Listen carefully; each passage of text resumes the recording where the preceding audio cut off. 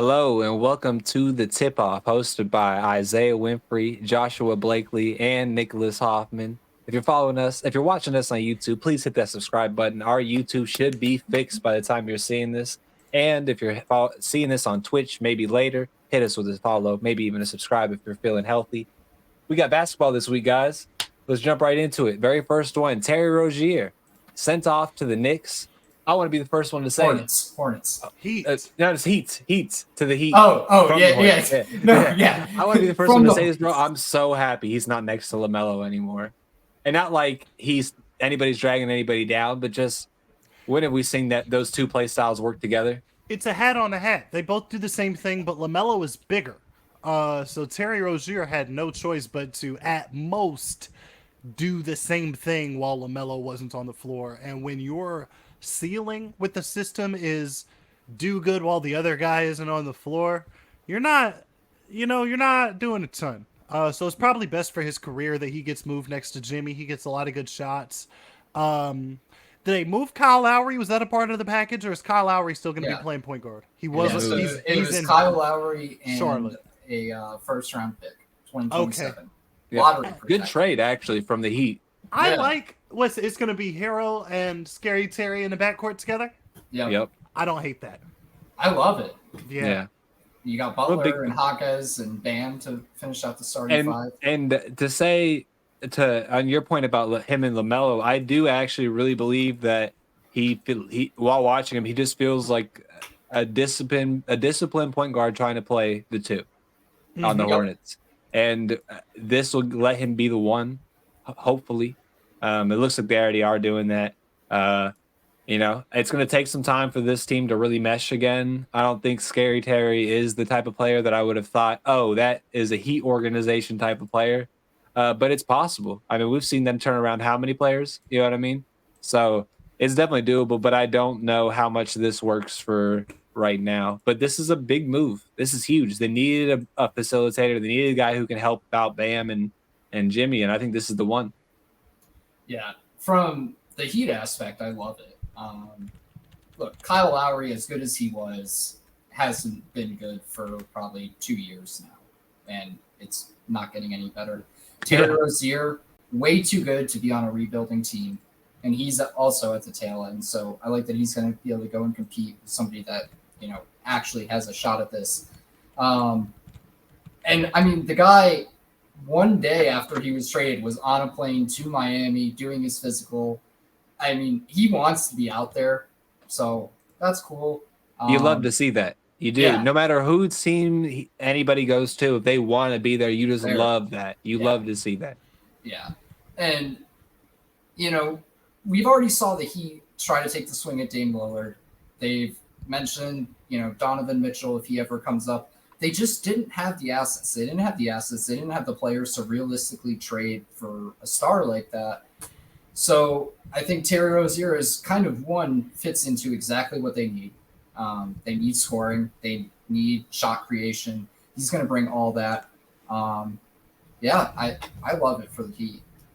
Yeah, no, I agree. I don't know if this makes the Heat won't do anything in the playoffs this year take invalid because they have a pretty key piece added.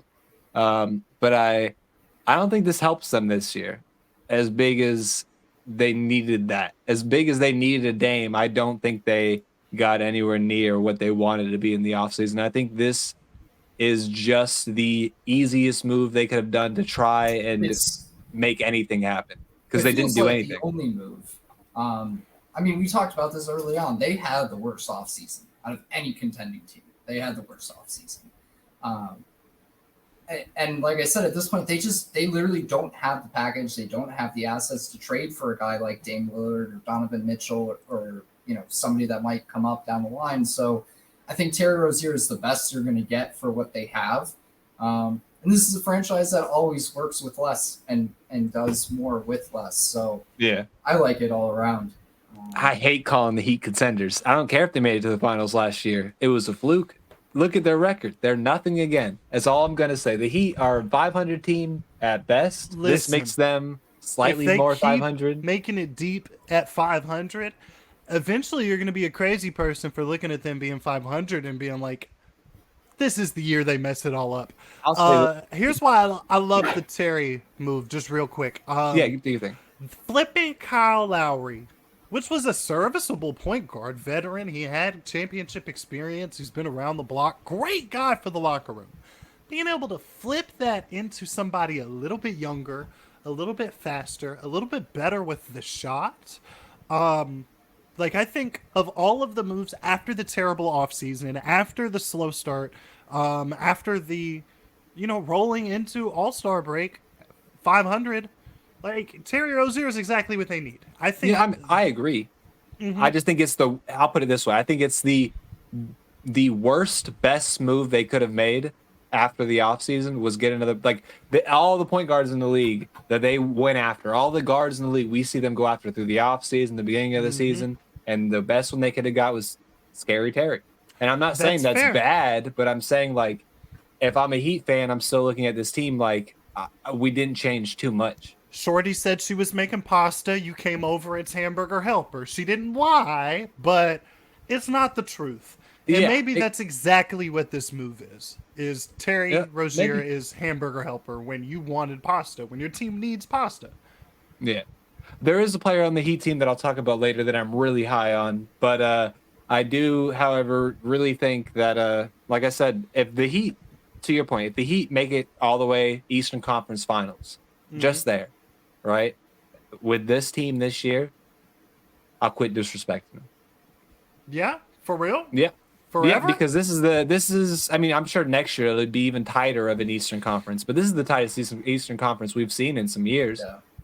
Yeah. So if they can make it through this East, I mean, what, you're a LeBron away from the hardest East in the ever?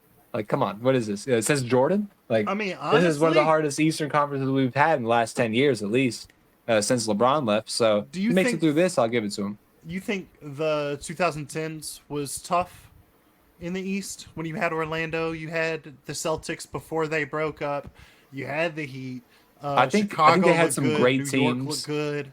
Yeah. They had great Indiana teams. was giving the Heat, taking them Indiana to was 7 brand games new. with young Paul George and Darren But that's the thing. Collison. I Roy think there was Hibbert. there was Indiana, there was Chicago for like 2 years, only 2 years. We went to the playoffs in 2009, and Derrick Rose got injured in 2011. So Chicago for 2 years. Okay. There's Indiana I'll put for the like eyebrow 4. back down. Yeah, for like 4.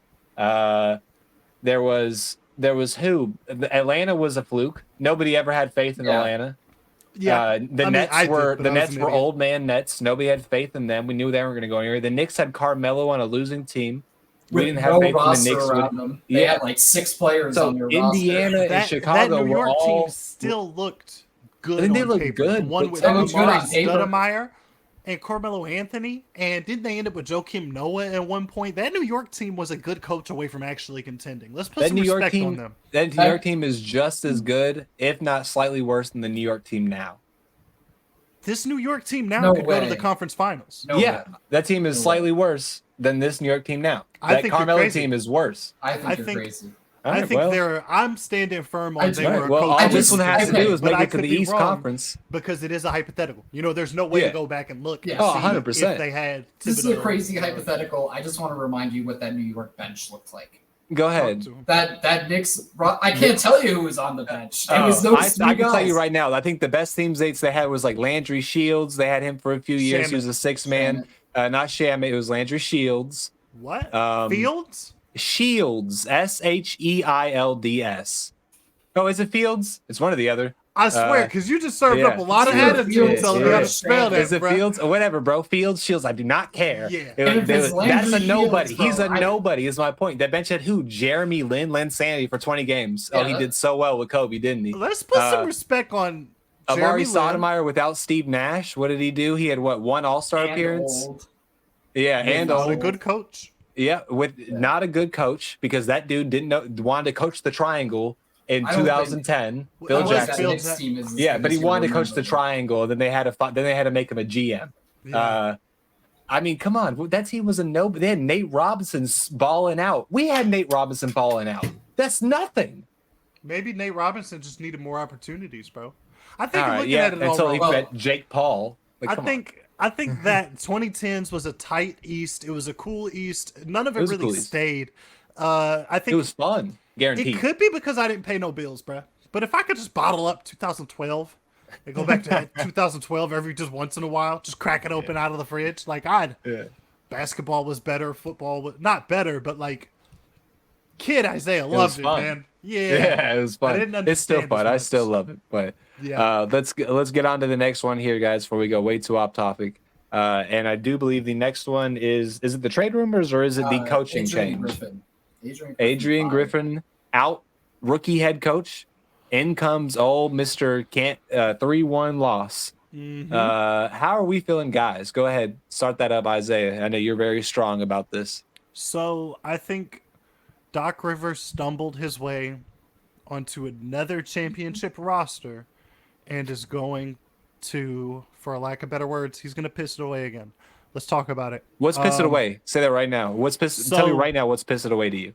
Lob City pissed it away. They No, made I it need- to the conference I need to know championship. statistically. And that was the absolute best. And they only made it there once. Going from, where did he go after that? He was in, there was a stop before Philly.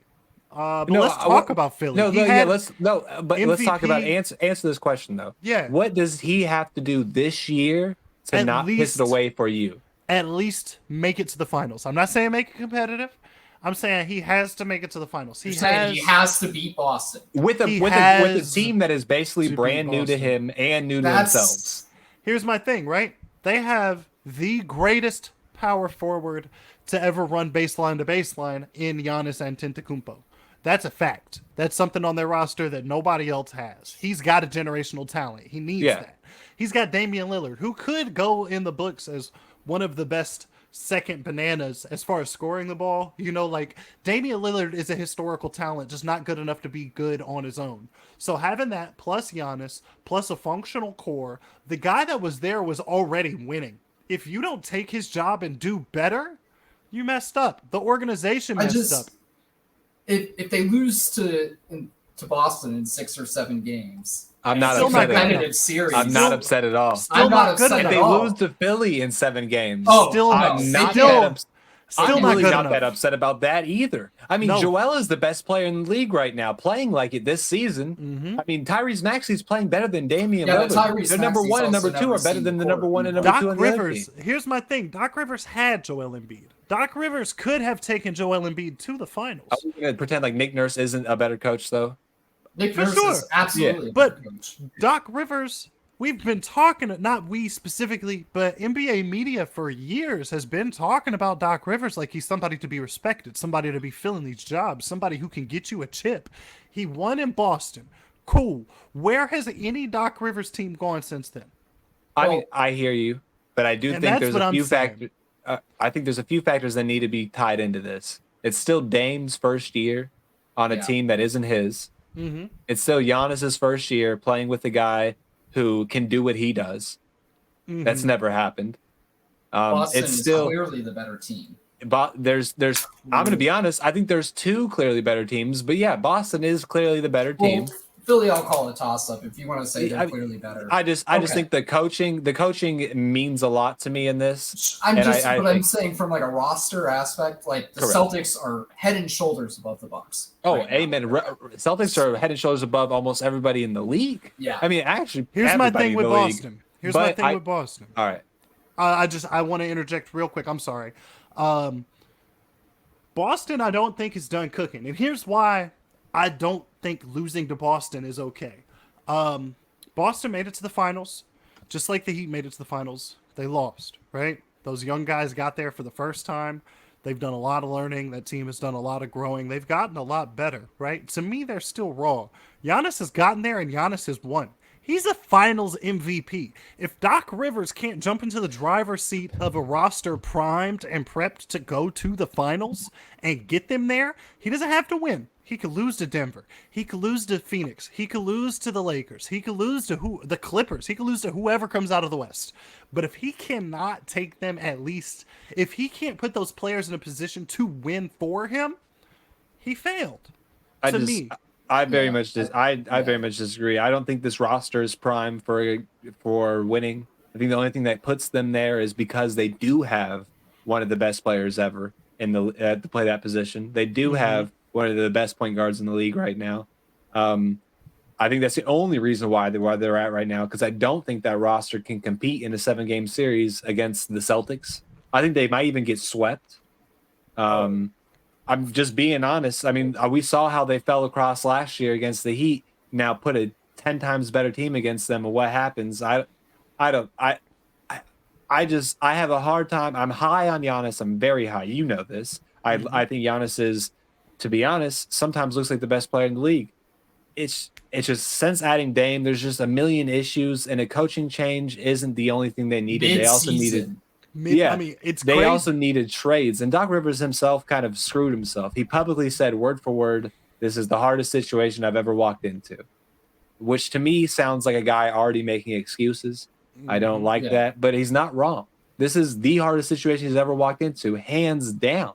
This is a midseason team with high expectations that was already winning, but not in at all of a way they should have been with the roster they have. I agree, on paper this roster is fantastic, but it's just not that way anymore. Brook Lopez isn't Brook Lopez anymore. Chris Middleton is a hair of himself, and Damian Lillard is just now becoming Dame again. Like, it took till 2024 for Dame to start balling out again, like over 25 points a game, Dame, which I know sounds very little, but he had 30 something on Portland. You see the difference? So I don't have a lot of faith in this team making it. I think this team will go as far as Giannis and Dame will take them, and I don't think the coaching change is going to affect what they do as much as what it'll affect the team do. And maybe he could turn it around for the team, but I just think they have too many holes. I want to agree, right? And I am agreeing that that team's destiny lies in Giannis and Damian Lillard's hands, 100%. I'm just saying that with the level of pedigree that people approach Doc Rivers with, right? With the persona the NBA media has created around Doc Rivers. Now, granted, people know that he's not great at his job, but he's still got the resume of somebody who should be better. I thought he lost that when he got fired from Philly. Do you think so? I'm pretty sure a lot of the world came to the realization that Doc Rivers wasn't that guy a lot of people when he got really fired. Acknowledge all the 3-1. Yeah. That's and everything. Yeah. Like that. All right. NBA Twitter hates this. Yeah. Absolutely. So, well, let's touch on Adrian Griffin. Yes. Got fired, because we haven't even talked about him. I mean, the writing was on the walls for that since day one. Yeah, Giannis said it himself. The weirdest thing was Terry Stotts leaving after a disagreement in a shoot-around, right? So Terry Stotts was hired as his assistant coach. This is before the season even started. There's a disagreement during a shoot-around, and he quits. And I'm pretty sure wasn't it over something like he was trying to work with Dame on something, and the head coach said he couldn't? Yeah, basically. Now, I don't know if you guys watched the Bucks' first 5 or 6 games. They had 30. How old's Brook Lopez? 36, 37? 36, 37, something like that. They had his old ass on the perimeter blitzing, trying to trap. And they were trying to play basically the same style defense that the Toronto Raptors play now, where it's a guard's going to pick up, the big's going to blitz, try to trap, the other big's going to slide in. And it was like, I'm not an NBA coach, but I mean, sitting home watching it, it's like, what the hell is going on? Brook Lopez is an old guy. His best position is anchored down by the rim. You put Giannis on the worst shooter and let him roam. That's where this team is best defensively. A lot of people used to knock Bud for being way too conservative of a defensive coach, but the Bucks went back to that style. The players basically went to Adrian Griffin and said, we're not doing this anymore. We can't have Brook Lopez chasing people around on the perimeter. That's never been his game. And now you're asking him to do it in his later 30s. It's crazy. It's absolutely crazy. I do have like a counter a little. I agree that he should have been gone. I know the writing was on the wall. But over like the last month, I've seen, especially with Brook Lopez, I've seen him dropping almost every pick and roll. He should be. But every time it feels like they're just throwing it over him and getting a bucket every time. Yeah. And I'm not saying that's Adrian Griffin's fault or whatever, but I just don't think Brook Lopez should be your 5 on a contending team. Your starting 5 at this age. I think he's fine when you, in the context of he's next to Giannis. That's fair. I guess, but I look at And him like he's I look at Al still- Horford now. He's still an anchor at the I rim. think you got to look at him how we used to look at Tyson Chandler. When the Mavericks won the championship and Tyson Chandler was playing important minutes off of the 5. He's such a not different really center, starting. though. He's a Yeah. shooting But I center. mean, but functionally, well, defensively they held the same role. You know, Brook Lopez, Tyson Chandler, and I guess Tyson Chandler had the benefit of playing before the league was as modern and as spread and as much motion. Yeah, but even looking at still, him like that, when there's better plus minuses when they have Giannis and Portis on the floor at 4 and 5. that's what I'm saying. You well, start Portis Portis. is- I like Portis start, has come off of the bench like Chandler. but Well, I Portis is think one of the the most idea- inconsistent bigs. I think the idea is that Portis brings offense off the bench, which they need. They need That to is stagger important, the too. offense, especially with Dame and Giannis. The ball's always going to be in their hands. There was the game against Boston where Giannis checked himself back into the game. Don't see that too much often. Yeah, And Wemby did it. At that point, it was pretty clear he doesn't respect his coach at all. Yeah. Wemby did it during a minutes restriction type thing Yeah, over the ankle, and he basically said, "I'm fine. I'm going back out."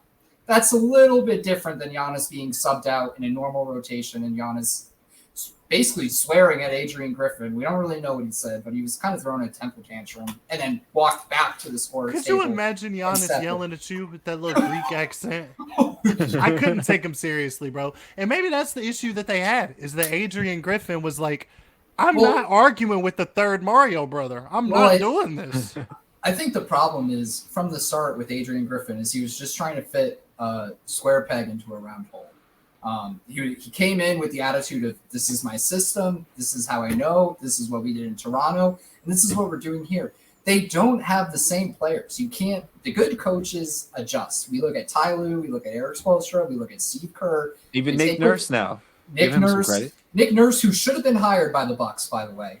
He was Yeah. a finalist in the job, and the Bucks decided to go with Adrian Griffin over him, which still boggles my freaking mind. Yeah, It it still boggles me that they fired their last coach. Yeah, a little bit, especially when you look at where they're at now. I mean, if you could have out of your pick of the three of Bud, Adrian Griffin, and Doc Rivers, I'm I taking mean, Bud every I'm time. taking Bud. I'll He's listen. grieved over his brother. It's over now. Hire yeah. his man back. I'll listen to an argument for Doc in that situation, but I'm not really going to agree with. I like Doc as a coach. I I do think too. he has. I think he has a lot of failures and he has a lot of lack of adjustments and series. But I think for the most part, he's very consistent with I winning. think the reality with Doc is now it's swinging back too far the other way.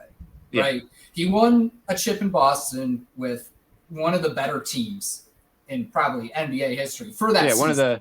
the Right. one of the first big real One big of the threes. first big threes, and it was like, oh my God, Doc is a god. He just needed a couple more guys. Blah blah blah blah blah. Now I feel like it's swinging back the other way, where it's like, oh, this guy can't coach. It was, a chip from the players. Let's not forget this guy won Coach of the Year in Orlando before he ever even went to Boston. This guy has always been somewhat of a stable presence. He can And he manage will be a better themselves. coach than Adrian Griffin. Yeah. And look, Guaranteed. the record is the record. I mean, he's had plenty of the 3-1 blown series and stuff, and that's all true. But I also have to think you got to look at that Philadelphia roster and say, okay, well, James Harden seemed like he was a problem. Ben Simmons He did- refused to shoot Ben in one of those Simmons, series. y- Your best know- player, right? When your second best player refused to shoot in a series, you have James Harden put up 7 points and go 1 for 14 in a game. You have Joel Embiid decide that he's going to disappear in a game in a series. I mean, I don't want to make excuses for Doc Yeah, because I'm sure I'm- part of this is his problem. It's sure he made part of this happen, but also at the same time, that's The players got to since play. he's before he even got to Philly, there was Philly drama. So it's a whole thing of All- he just I keeps just- putting himself in drama I wanna- areas, and he's back in one. He's in a drama area right now. And let's I wanna be real, circle too, back. Those Lob City teams were highlight teams. Yeah. Those weren't good teams. Anybody okay? who ever thought that They team could would have win been. anything is crazy. No, I don't think they could have been if They they were made a like fun 3 highlight trades. team. They were Yeah. a fun highlight team. That was it. That's fair. And I'm Maybe not one sure guy on that faith team in that can those stop Clippers, LeBron, then That's that fair. can stop Curry. Yeah. I think I don't know, bro. I think you put Blake Griffin, prime Blake Griffin on LeBron. I'm not saying he's stopping him, but I'm saying of all the tools we've seen that it takes to stay in front of LeBron, his lateral quickness is decent enough. He's got a vertical. Prime Blake- Blake Griffin. Prime Blake Griffin couldn't play defense. Yeah, he wasn't guarding Yeah, LeBron. Prime Blake Griffin couldn't play defense. I'll hold that. Yeah, I'll circle DeAndre back Jordan to, was their best defender on the court. I'll circle back to what Nick said about he's an upgrade from Adrian Griffin, right? Doc Rivers. It is a coaching upgrade. Here's why I think Doc has to make it to the finals, is because I think Adrian Griffin could have got them to lose to Boston. If they were going to lose to Boston in the conference finals, they should have kept Griffin. Me, that's why I have to double down on that. Where like they might lose to the Heat with Adrian in the middle Griffin. of the season, they have to they traded the guy midseason. Of course, the locker room was a mess. Of course, they put themselves into that situation by hiring the guy instead of Nick Nurse to begin with. But if you're gonna make all of this noise trying to fix it, it has to be worthwhile, or you look like an idiot. I don't want them to look like that. Wait, looking like an idiot for the Bucks is not making it past the first round, where they couldn't get any farther than that last year. That's looking good for them. Doc Rivers, all he has to do, we're being really honest with ourselves and with Doc Rivers, because of how much he's been written off. He doesn't have to at all come back and win a chip. He just has to come back and show he's a competitive head coach, because the whole world thinks he's not a good coach at all.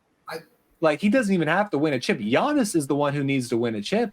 Not Giannis, really, it's Dame, but you get the point. There's no way the Bucks look stupid in this situation. I think, if anything, they look smart because they realize this isn't working. This guy lost the locker room. We're not waiting a season. We're not waiting and wasting a season of prime Giannis and Dame. We're not wasting it. They have a better chance with Doc Rivers. And realistically, I don't care if Eric Spoelstra or Steve Kerr or Ty Lue was coaching the Bucks. I still wouldn't pick them to beat Boston. Yeah, I agree.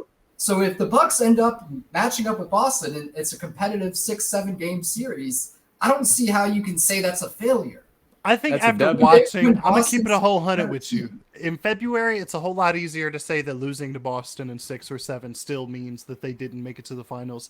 Watching that series, watching Giannis and Dame fight for that might change my mind. But the only thing that still has me tripping is star power's heavy. I know that we're in a point in the NBA where everybody's got to be good. Everybody's always had to be good, but now everybody has to be good.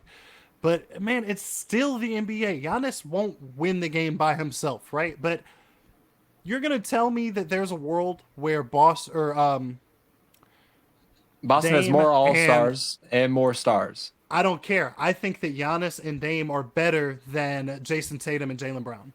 You don't care? You don't care? No, that's what I'm trying to... For the point I'm making is that the weight of having Giannis and Dame, if either one of them decides to drop 60... they win. And they both can't do it, and they both can barely do that this year. But they'll alternate. They have to win 4 games. I think that there's a world where those Giannis has never even put up 60. Or 50 then. 60's high, 50. Right? As long as one of them is putting up 50 or they combine for 70, where you've got 30 and 40, they're winning those games. Boston will have 3, 5, 6 guys outscore the entire Bucks team by themselves. That's how Boston works. Boston is star power. There's no team with more stars in the entire league than Boston. Has 5 guys getting all-star votes. Yes, I mean, and they have a DPOY from 2 years ago. They have 2 guys who were just all NBA. They have a guy who's literally exactly what he's always been told he was, besides when he was on the Mavericks. I mean, this team is the best team we've seen since the Warriors with KD. It's a tall order, but here's what I'm saying, right? Whoa. When Giannis is hot and Giannis is going to drop 50, who on Boston is stopping Giannis? Who on Boston? All right, that's easy. Don't I'll tell you right now. Just answer because easy money. Half of that team that's starting. Yeah, half of the team. The way to defend Giannis is just to put 2 bigs down low. Then who's going to stop Dame? Easy money. The guard who leads the league in blocks or the guard who leads the league in steals. They have both on Boston. When Dame gets hot, there's no putting him out. You know what I'm saying? He's capable of dropping 40, 50 on anybody. I think we have to respect Damian Lillard. 2 years ago, this isn't the same Dame. They're not even close. I mean, it is, but even if, regardless, Boston is head and shoulders clearly the better team. So I don't know. Sometimes good teams lose to great players. You know what I'm saying? And that's what I'm saying. Doc Rivers has to win. to make it to the finals. When Otherwise, did any of the players these- on this team beat a good team? Besides Giannis, no, never mind. They didn't beat a good team in that run either. They beat the Suns with Chris Paul. Are we going to call that a good team? is Giannis not a great player?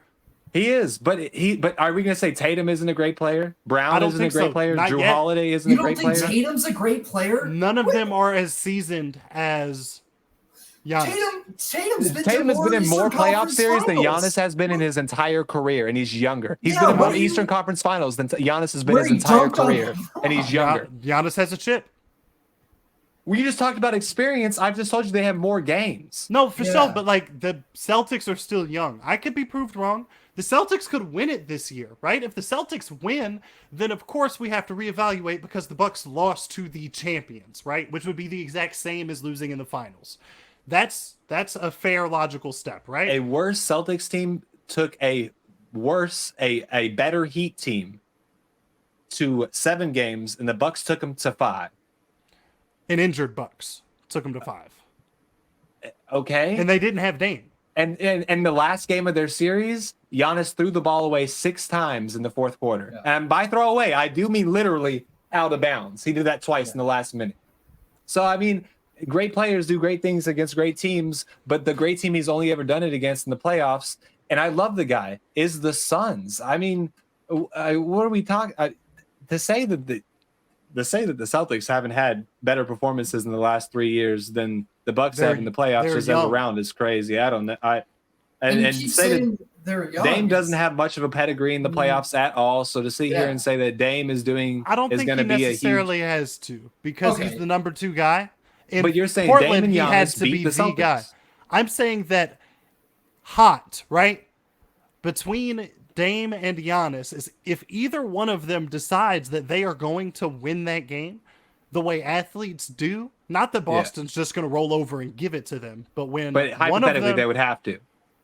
not hypothetically, because when a great player is having a great game, it doesn't matter what the defense is doing. That great player is being great. I'm not saying that Boston is going to play terrible. I'm saying that Milwaukee, with some stellar performances from the 2 people that they pay to have stellar performances, they can beat What does Boston. that have to do with But with the Doc, though? same logic, you're What I'm canceling saying out is- all the stellar performances by more players who do it more often on the Celtics, is what you're saying.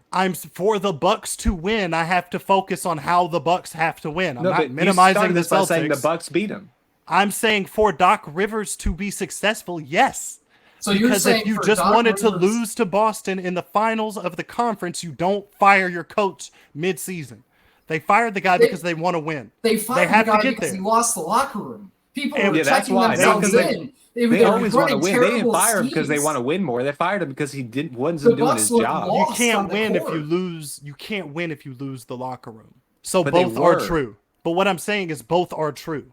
Yeah. They have the vision to see that short-term wins don't mean long-term wins. So they fired him to win. They fired him because he was a bad coach. They fired him because he lost the locker room. All of these things make you lose important games. So if they fire the guy and hire somebody else, there's no way to say that they don't hire the new guy to win. You guys know what I'm saying? Yeah, but I think you're missing the entire point of the Celtics with Doc Rivers, with Budenholzer, with Spoelstra, with Ty Lue. I mean, the Bucks with any of those coaches still are Aren't not beating better the than the Celtics. Celtics. Are not better. They might beat So- them, so that's maybe what in a I'm just- hypothetical world, but I'm the just trying count out to- it makes no sense. I'm just trying to wrap my head around. I'm not counting out Boston. I'm saying we're going to put some respect on Milwaukee. And if we want Doc Rivers to be successful, he's got to beat Boston. Otherwise, it's a net positive. Or it's a net you have to neutral understand- move this One season. second. So you're saying for the Bucks to beat Boston, Giannis and Dame have to have stellar performances and go Yeah, off, right? because Boston's the better team. And of for course. Doc Rivers to be successful, he has to beat Boston. So you're saying for Doc Rivers to be successful, he has to get abnormal games out of Giannis and Dame. That Mhm. That's Because that that's makes what no great sense. coaches that do. doesn't add up. That Great doesn't add up. coaches, great coaches get the best out of what they have available and the best out So of the there's no guys on coach their ever that's roster. been great. Not what. When did I say that? How Because- did what I because just that said doesn't- sound like that? Okay. Well, we're Good- getting too off course here. Oh, because no coach ever has just immediately won with a team, even if they have great players. Steve Kerr? Didn't immediately win. Didn't win until the players were great. I mean, One season, Mark Jackson got them. But the A team was fantastic already team. the team was a Steve fleshed out Kerr team, Isaiah. This is Yeah. a brand new Bucks What team. You're I'm missing that. saying is Doc Rivers, as a great coach with all of the experience he has, should know how to get things out of Giannis and out of Damian Lillard that we haven't seen for right, years. he should. It should be better. It's So going what to be I'm better. saying is, for him to be successful, he has to get these things out of these players. If they has to just get make them it to to be the not conference normal. finals, he has to have them play at a superstar level. Play above. That's what's frustrating me. Is I'm saying things that make sense, and you're They retorting to already me are like I'm playing an like idiot, and I'm not. superstars. But there's a difference, right? Between everybody looks like a superstar right now because the defense is not as effective as it was before, because players are getting better and better at working inside the rules and pushing the offense further. It's the evolution of the game, right? Everybody is looking like a superstar. For them to be superstars, they have to play when it matters. In a vacuum, the playoffs, right? All I'm saying is that for Boston or for Milwaukee to win, for Doc Rivers to be successful, these two star players that these guys are paying the team's paying all this money to have to ball out because they are playing a better team. That's what I've been saying this whole time. Yeah, And I feel like if they I just- lose to Boston and Boston wins the finals, that is the same as losing in the finals because they lost to the champions. No, it's not. you're in circles No, it's- here. Yeah, no, I mean, just 100% disagree. This is that's just No, so if they unfair. get That's swept like by Boston, that's like yeah, if they that's get a swept, problem. that's different. They completely But we'll lose, be the- then it's a huge L on Doc Six, Rivers. 7 But games Doc and it's Rivers doesn't competitive. have to make it to the finals to be successful. Not even close, to be honest. He just has to go farther than he was last time he played. The last time he coached. I mean, and this team isn't a contending team. Nobody thought. I mean, they're a contending team, but nobody thought they were going to beat Boston before Doc came. So to think that he's going to change that is just crazy. And what I'm trying to say is the expectations just seem unreal, especially when we're all 100%. agreeing. If we pick up and put Eric Spoelstra, or you pick up and put any coach on the Bucks, Ever. you're still not expecting them to beat this Boston Celtics team. Yeah, you're So I still don't not know expecting why them to we're- drop 50 why each those- game.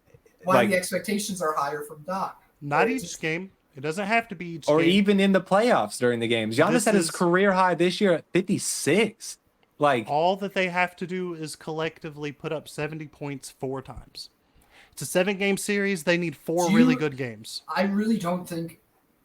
If you told me that those two put up 70 points and the Celtics still beat them, I wouldn't be surprised. I wouldn't even be close to surprised. If that Because- happened, you can't be mad at Doc. That's- I that's how literally said Milwaukee wins earlier games that anyways. in February, it's easier to say that him losing is a bigger deal than in April when we're watching it. I've been said that. If they play a tight series, it looks like Doc was good. Awesome. We can see that. I said that we will have to see things. It's just Yeah, I Let's also move on. said Either that way, we don't it's even an have, upgrade but from I Griffin. said I don't have to see anything. I already know. I already know he doesn't have to win the finals. I don't have to see anything. So everything I'm Doesn't have saying to is win not the off of finals. what you have to see. It's just what I say. no, So- for sure. He doesn't have yeah. to win the finals. Nobody said he had to win the finals. If we I didn't want say to he. see, I also say he you didn't have did. to make it. All right. Well, we I can think he has all to make agree that Eastern he's Conference at least Finals. an That's upgrade fair. from Adrian Griffin, who is making 39-year-old or 30. He keeps getting older every time I say it. Brooke Lopez run around on the freaking perimeter and trap. That just boggled my mind. Running 4 or 5 Dame and Giannis pick and rolls Mhm. per game. I mean, I was saying it earlier. That was a like, bad coach. It They was needed like, him what out of the there. hell is going on? How did And he get fired? I wonder how good that interview was. Bro Can you should ima- really write a book. I mean, he's 30. They were 30 and 18 when he got fired. Yeah. I mean, he's got to be one of the more winning coaches that ever lost his job. And that's because Dame and Giannis are so freaking good. Yeah, that's the I'm reason why gonna they take got a what they look. are. I wonder if any other coach has been fired with a winning record. Oh, Probably a lot has of them. been. There, Is there Probably a even lot a of way them. to find that without Yeah. just? Yeah, you just That Google feels it, like probably. an obtuse Google. Let's see. Well, here. While you look that up, on a lighter topic, the Pistons and the Bulls. We're talking Levine trade. Doesn't really make sense. The Pistons basically, the Bulls were asking for Bogdanovich and one of the young stars of Cunningham, Ivy, Duran, or Thompson. Yeah. I mean, if I'm a Bulls fan, give me Cunningham, bro. Give me any one of those guys. Give me literally any of them. I mean, look, I think I'm going to be honest, man. If the Pistons take a Levine, I can see maybe they're thinking, look, we just want to get rid of some of these young guys. We have too many. We're not going to be able to develop them all. Maybe that's their process, but the Bulls are asking for their best young guys, not their bad young guys. So if I'm the Pistons, that's just not a trade I'd ever do. I think I'd want to move somebody like Killian Hayes. Yep. Or maybe even Isaiah Stewart, even though he's decent. He's a valuable player in trade. So James Wiseman. Yeah, exactly. So guys like that, I don't think at all I'd ever want to move Cade Cunningham. Even though he hasn't been as great as everyone thought he would be, but still, like, as young as he is, the flashes. He's shown enough flashes, and the Pistons have had a bad enough roster where I'm like, okay, this guy has no spacing, this guy has no shooting around him. So I'm tempted to give him a break. Same with Jaden Ivey, who hasn't looked great, but he also hasn't really seen the court, and he's also shown flashes when he has seen the court. He's shown flashes of being really good. So all four of those guys, Duran, you and I both love the guy. Yeah, I love him. I'm not moving that guy for really almost anyone. But at this age and contract and stuff like that. Thompson's cool. Thompson's cool. If I'm a Piston fan, I don't know how they feel about him if you're looking at him from a organization standpoint. But as a fan, I really like his game. Yeah, I really like Thompson's game. He's your role player type of Sean Marion guy. Any team should take him. But I mean, if I'm the Bulls, like, yeah, we can use him, but I mean, he's not going to help out anything in the next 4 or 5 years. He's not that type of player. I mean, if the Bulls are looking to make a move like that, we'll take any of them. I'll be honest, the Bulls' asking price is a little too high. We should just be willing to accept whoever at this point. You just want to get rid of Levine's contract. I just want to get rid of the baggage and get going somewhere. We are nowhere. I'm going to say like this: Bulls organization is looking worse right now than any organization in the league. And if I'm the Pistons, I'm scared. Except for maybe the Wizards. If I'm the Pistons, I'm scared that if I trade for Zach LaVine, that just puts me in the hole for another 4 or 5 seasons. You go from 14, 15 seeds to 10, 11? Like, is that any better? Yeah. Does Zach LaVine even make them that much better? I don't even know. The Pistons are really bad. The Pistons are really, really bad. I mean, winning a little bit would be the worst thing for the Pistons. Exactly. Because unless it's winning from growth within. Right. But making trades to win is just going to put them right in the middle where their draft picks are in later rounds or later in the round. And Zach LaVine's got a huge contract and an injury history. I think I'm going to be honest, dude. I look at this Pistons team and the moves they've been making, and I really do see them trying to copy the Thunder blueprint. Hardcore. The problem is the Thunder got lucky. Yeah, they got lucky with the nice trade, with getting Shea to be who he is, with a lot of lucky picks. The Pistons haven't landed on a pick ever. Like I know that's exaggerated. But I don't think you're exaggerating. I can't think of a single good Pistons pick. At least recently, in the past 5 years or so. Like Cade Cunningham was the best one, and he's a 19-point guy, and he's injured the first often. Overall pick. It was it was pretty easy. It was pretty. What was in that class? Who did they take Cade Cunningham over? They took him over LaMelo, right? It was that class. No. LaMelo was way before. LaMelo was the Anthony Edwards draft class. Okay. It was Cade, and then I think it went Jalen Green. Yes, that sounds about right. Scotty Barnes. I got it right here. Jalen Green, Evan Mobley, Scotty Barnes, Jalen Suggs, Josh Giddey. I'll keep it going. Hold up. Let me get back here. Jonathan Kuminga, Wagner, Davion Mitchell. And look, hindsight's 2020. Duarte, Moses Moody. Cade Cunningham was the clear number one. I'm agreeing right now. Cade Cunningham is still the number one. I don't think Giddey's the only one. I don't know. Scotty Barnes might be better number one. You don't think Scotty Barnes? Scotty Barnes. Hold on. Let's pump the brakes. I didn't put enough respect on Scotty Barnes. Maybe you say Scotty Barnes. But yes, you will. I know that. If they don't know that, if you at home don't know that, Josh loves Scotty Barnes. I do. And the way Kuminga's looking, by next year, he may be the best player out of that draft class. He could possibly.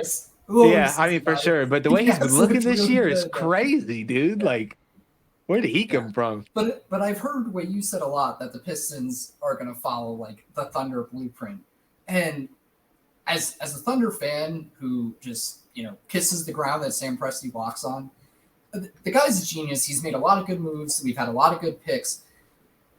I don't care who you are. If you're going to try to tell me that you knew Shea was going to be Shea when they first made that trade, I'm calling you a liar. Because nobody saw this. Everybody thought this was to be one of the best point guard, if not the best in the league.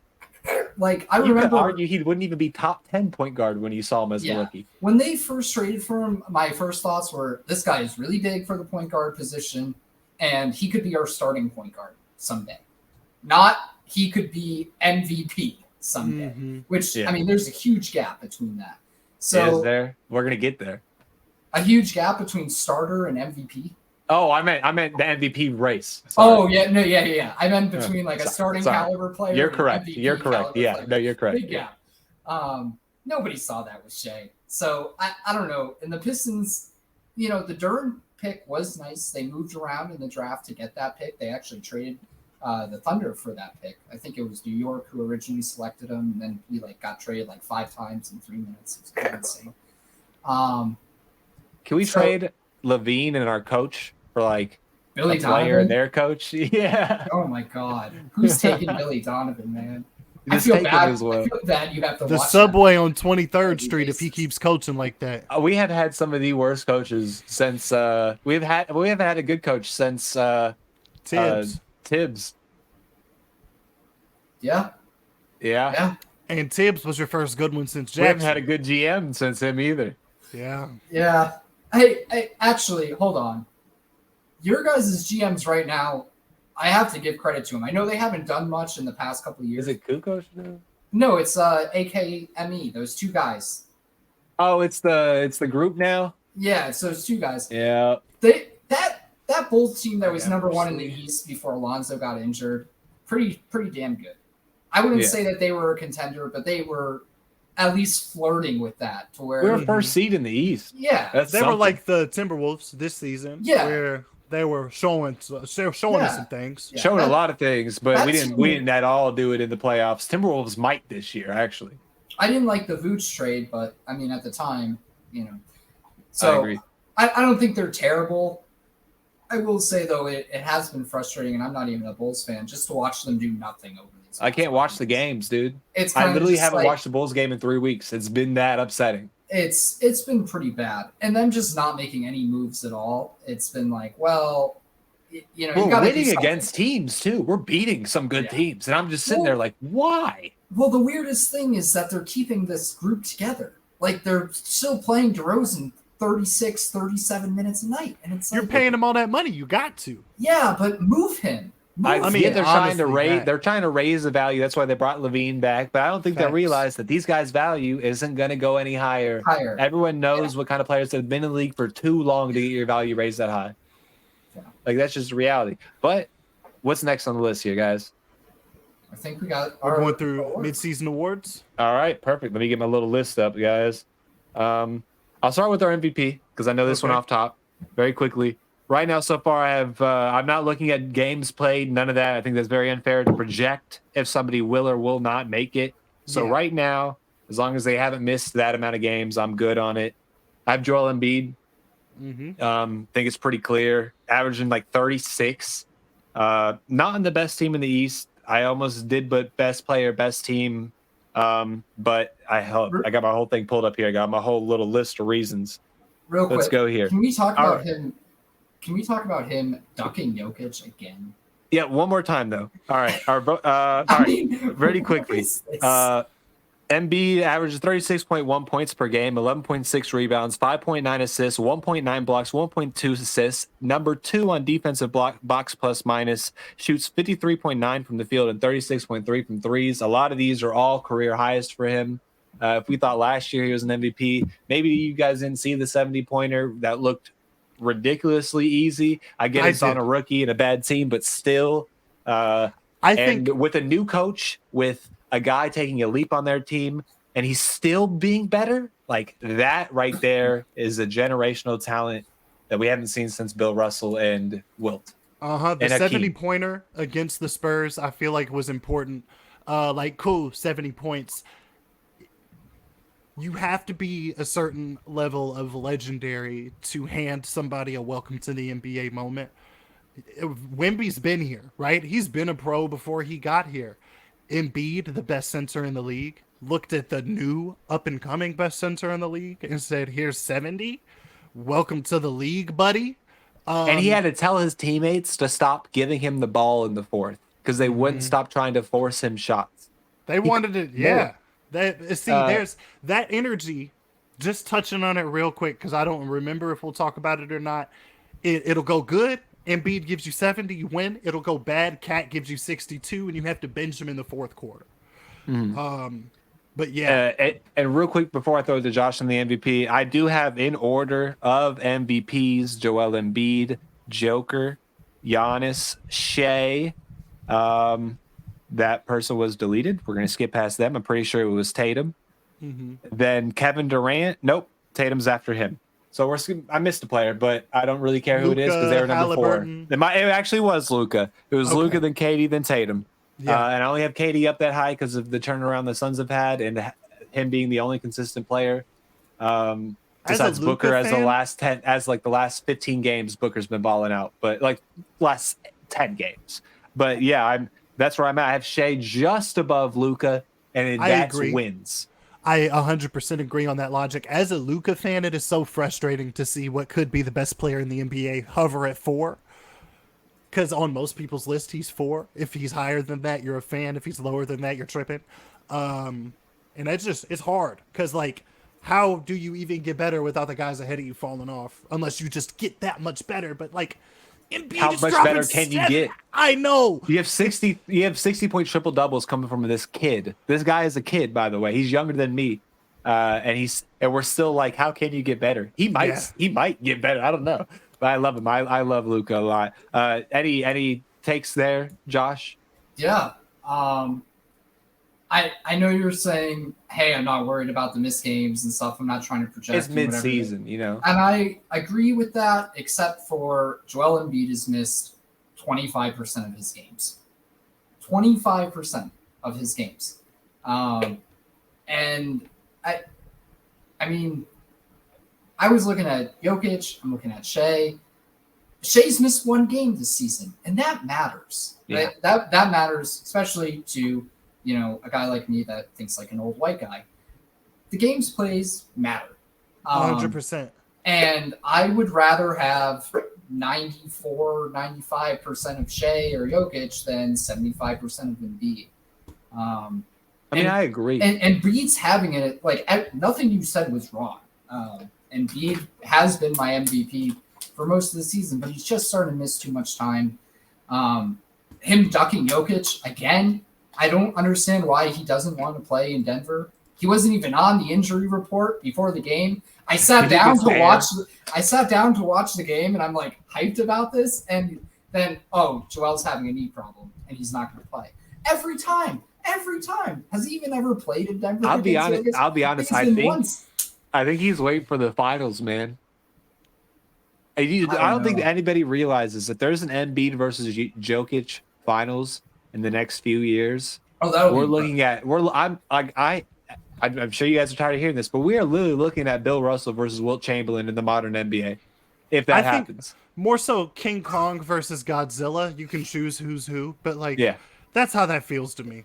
Yeah, it really does. And I think that is the battle of Titans, pretty much. I mean, Giannis is one thing, you know what I mean, but when you have, and we can sit here and argue, who's better, who would you rather have, blah blah blah. But just this season is all that award matters. And just this season, it's hard to put anybody above Embiid. Joel's been the better player. If Joel had played even 80% of his games, for me, it'd be clear cut. Like, I don't even have to think about it. It's going to Joel. I can't get behind somebody that's missed 25% of their games. As much as I love Shea, I do see Jokic taking this if there is an Embiid days missed thing happen. And I think that's pretty clear to me as well, as of right now. I do like Josh's point, though, that even if Embiid makes the cut with the amount of games, as an Embiid fan, as our resident Philly fan, right? The fact that you said Shea missed 1 game? 1 game. 1 game. That matters. And I did the math, there's almost 4,000 minutes in an NBA season for each team. And the amount of minutes you play matters because your team depends on you, every single one of those, whether you're on the floor or not. And Embiid putting up better numbers. Jokic has also missed one game. Oh, yeah, man. And that's what Embiid, it came down to. It's just, for me, availability is a skill to a certain extent. The I best understand. thing, right? ability is Here's my thing. If you availability. make that rule of you have to play a certain amount of games, and then the guy plays that amount of games, but maybe he just hits the limit, right? And then you go, well, you didn't play enough. We're not going to give you the award, even though every other metric says you should have it. That's why we bogus don't to make me. the rules. That's why me and Josh don't make the rules because But that's we are bogus biased to me in because there is a rule, and if he fits in the rule by the end of the season, I think he deserves it wholeheartedly. For sure, Yeah. right? If you're doing a competition in class, right, and the project says you got to have 80 pages, and you turn in an 80 pages that is awesome, and somebody puts together 100 pages that is debatably better, you know, like, I get wanting to favor the 100 pages. I get looking at the 80 pages and not holding the fact that the other person put up 20 more pages against them. Because if Embiid does make the cut, if he does play enough games, there's no reason to hold the fact that Shea and Jokic didn't get the same amount of rest. And if Embiid ends up making it into the finals, if Embiid ends up having a legendary season as far as his career is concerned, because he's never made it out of the second round, if they get to the Eastern Conference Finals and play Boston, maybe that rest matters. You know, maybe we can't be mad at him because he was the MVP. He took his time. He put up the numbers. He clocked in when he was supposed to clock in, and now they're playing games that matter. And if that makes a difference for him, can't hold it against him. So, I think it's important for NBA fans to know regular season games that matter are 9 times out of 10 regular season games against players you're going to play, teams you're going to play in the playoffs. mm-hmm. And I think a big thing with Jokic and Embiid not playing against each other much because of Embiid, I think Embiid sees these contending West teams and thinks, I mean, it's a shot in the dark if I'll even see you in the playoffs. Is there even a reason why this series against you is going to matter? It's a 12% chance that you see any of the top 8 teams in the finals. Yeah. So it's one of those things of like, there's also how many other teams. I mean, I'm not trying to give him excuses, right? I know I sound like I am. But like I said, a rule's a rule. And if you implement a rule, you didn't have to implement this rule. If you didn't implement this rule, then didn't give it to him because of games played, I would have been like, yeah, it's fine. But now that you've set, you just need to play this amount of games, then he deserves it. You just need to play that many games to qualify, right? So he qualifies for it.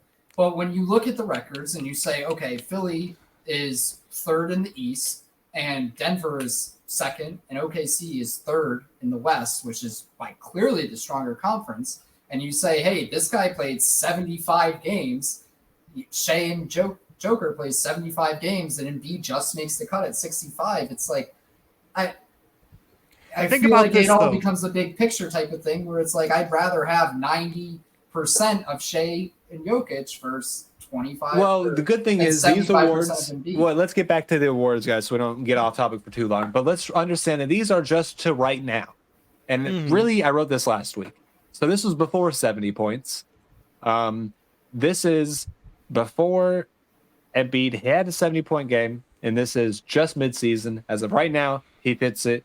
As of right now, if he doesn't miss any more games, he'll be fine. That's what I based it all off of. We can talk end of season if he barely makes it and there's like a 15-game gap. Should we hold that? We can talk that at the end of the season. But for right now, when I was making these awards, I just looked at what they've done so far. Mm-hmm. And do you guys think that Jokic or Shea deserve it over Embiid so far? Not off of what I've seen so far. I get Josh's point. That's what I'm saying is right now Embiid's missed 25% of his games. Right now. So who would you give it to? I mean, you can flip. I want to give it to Shea, but I feel like that's a little bit of a homer take. And I want to give it to Shea too because I like guards so much and I love Shea's game. But I think there's just 2 guys who are playing too well right now. Jokic just does everything, every single thing. Now the other thing too, though, Shea's leading the league in steals. And he's also he's also on my All NBA defensive first team. Yeah. Now, granted, to be fair, I watch a lot of Thunder games.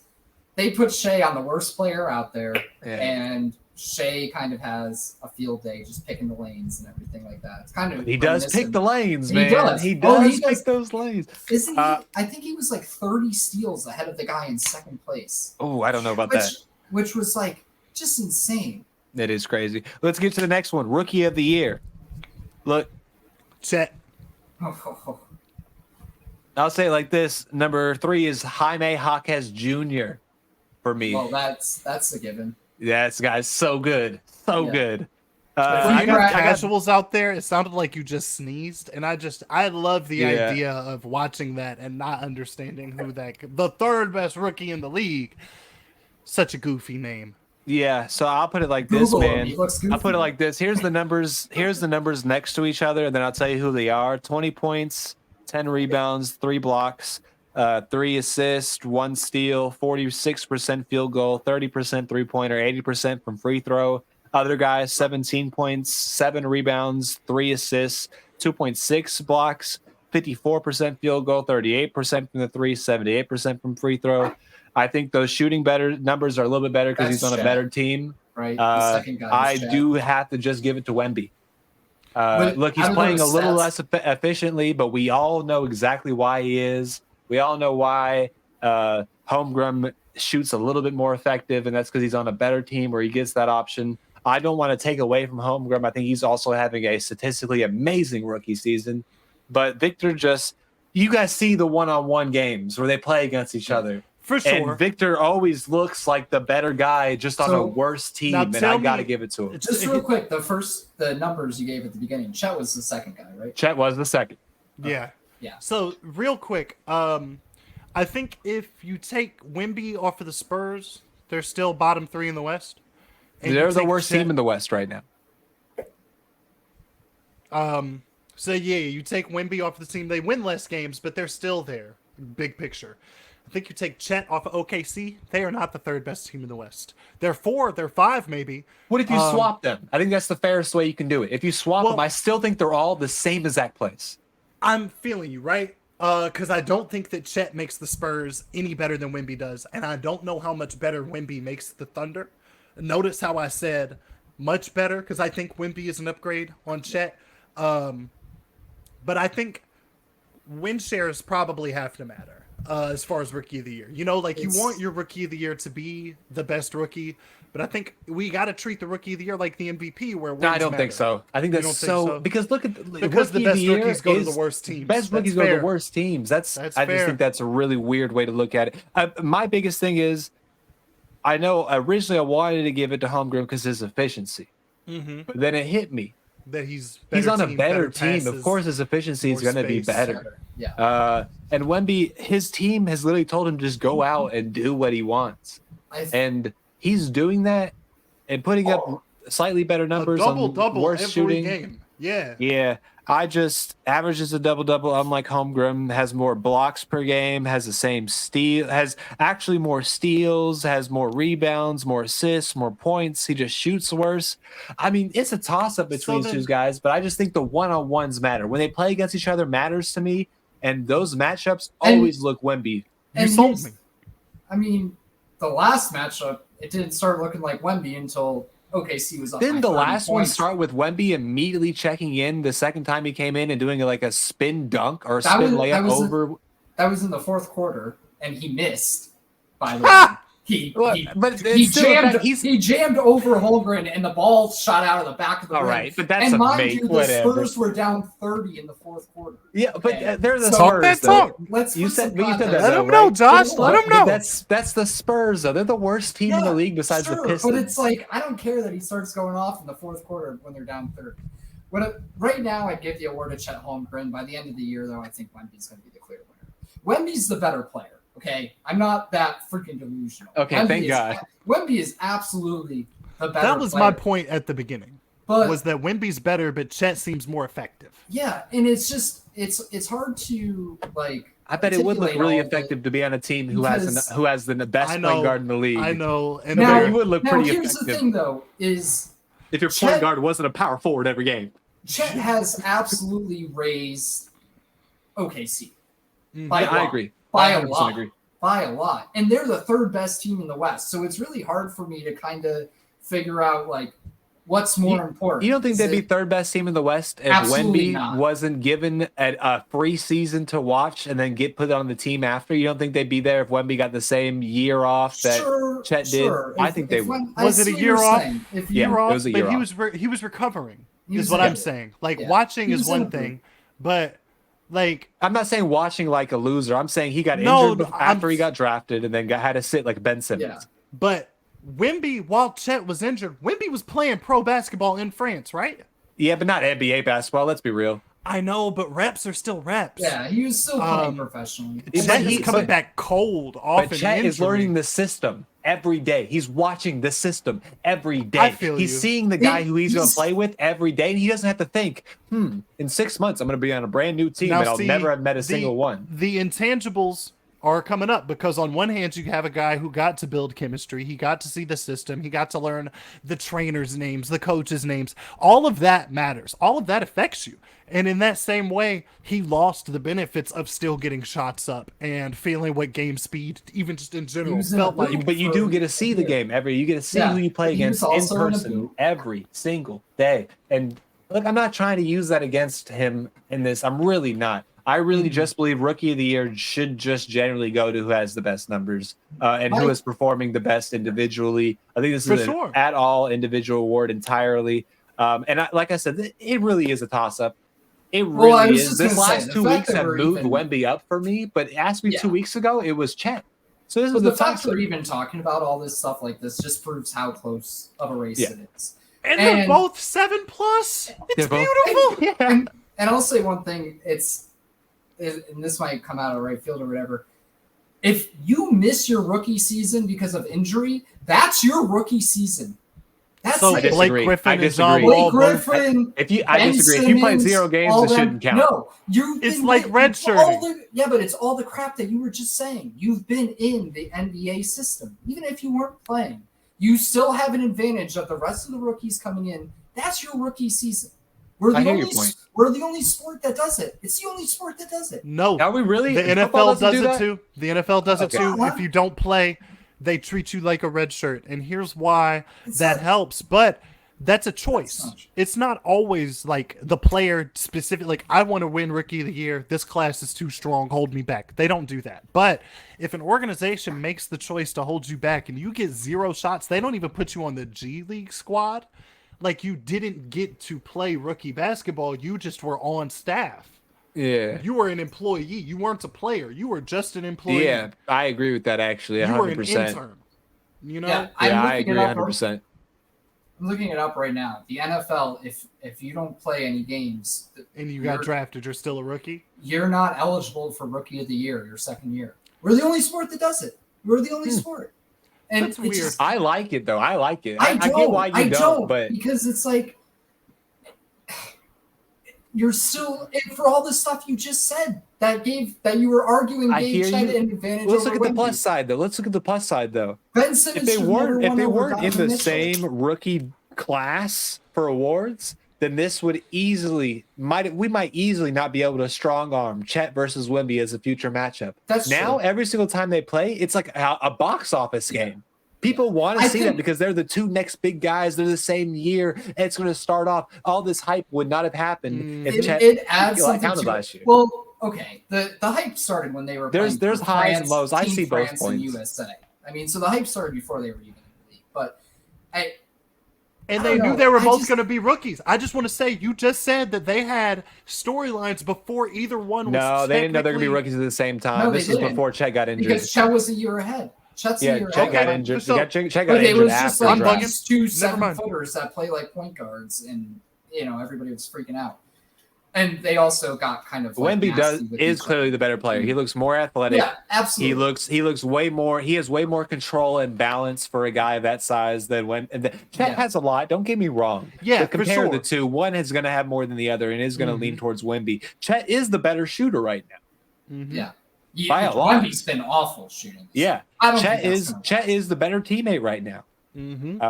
Chet is the better system guy right now. Now, could you say that there really is no team to be a good teammate on? There is no good system to be a good system guy on in the Spurs? Sure. But I mean, it's pluses and minuses on both. That's just where my award is. My number 4 guy, though, is Brandon Miller. You got to give him some kind of love for what he's been trying to do over there. Oh, Hakeem. Hakeem. Huh? He said Hakeem. Let's get the 6th man of the year here, guys. I have Tim Hardaway Jr. as my 6th man of the year, followed by Malik Monk and Norman Powell. Hardaway has 17 points a game, 36% shooting from his threes. Man is just, I mean, he deserves it this year. There really isn't much of a stats to go off of on this one because not many of these guys, not many players have been consistently off the bench this year or 6-manning. Hardaway Jr., Malik Monk, and Powell are some of the most consistent ones. Now, I have a few guys I want to throw in here to give some love to. Benedict Mathurin, Karis LeVert, and Jordan Clarkson are all guys I'd like to give a lot of love to for 6 mans. That being said, some of these guys start a little too often to be 6 men to me. So this award is going to start getting weird throughout the year, and I do really strongly believe they should change this award to best bench player. Because all in all, that's what it looks like it'll be this year, is just whoever the best player off the bench will be on any team. So I think Tim Hardaway is winning this by a lot, but by the end of the year, we could easily see Malik Monk or Norman Powell, if the Clippers keep going upwards, take this spot. What about Russ? Russ has been playing really good off of the bench for the Clips. I mean, off the bench for half the year. The other half, before Harden got there, he was a starter. But when we get to the end of the season, he would have only started for the first quarter. You know what I'm saying? Because it's half now, but we still have another half a season to play. Yeah, but these are mid-season awards, guys. Let's really do our best to remember that today. These are mid-season. I do not care about anything projections. At all. They are right now. I'm not a future teller. Neither are you guys. This is just from last week and before. Yeah, sure. Tim Hardaway Jr.